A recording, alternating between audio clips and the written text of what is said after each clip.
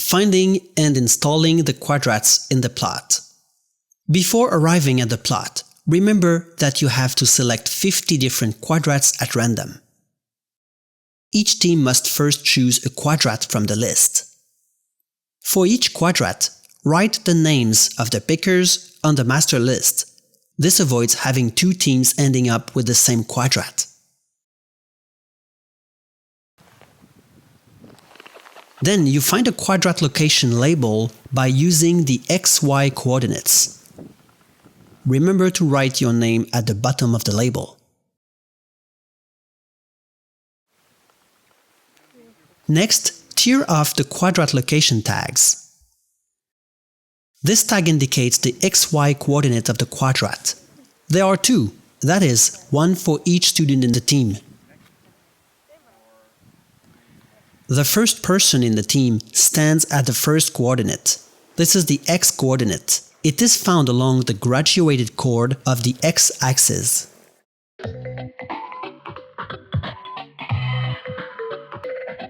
The second person stands at the second coordinate. This is the Y coordinate.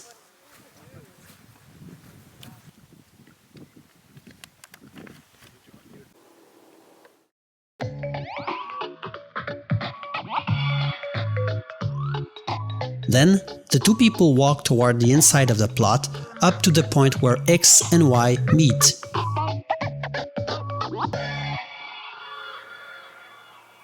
Important! Be very careful not to walk on the berries during this operation.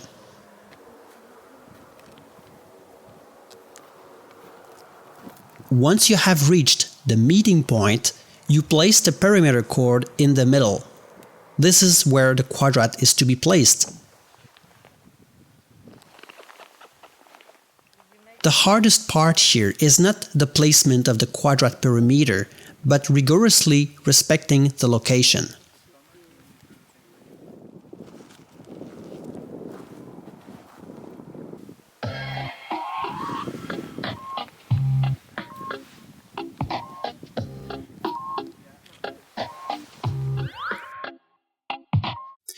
Sometimes we are tempted to move the quadrat to have more berries. Unfortunately, this could seriously interfere with the results of the study. The only valid location is the one that corresponds to the XY coordinates. What matters again is not collecting lots of berries, it is picking the berries in the quadrat selected at random. When the quadrat is properly enclosed, you complete the identification label. Verify if the quadrat contains berries. If so, check off the first box.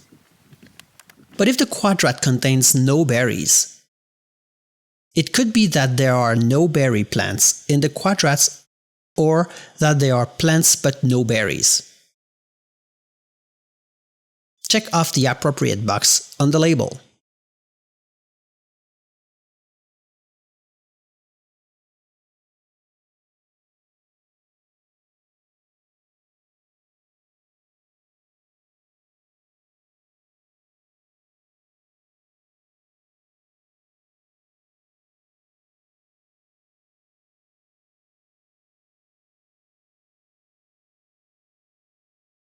To summarize, to locate and install a quadrat, you first need to pick one from the list. You write your name on the list and on the quadrat identification label. Then, with the X and Y tags, you go to the quadrat location and then set the quadrat perimeter. Then you observe and note the quadrat state on the identification label.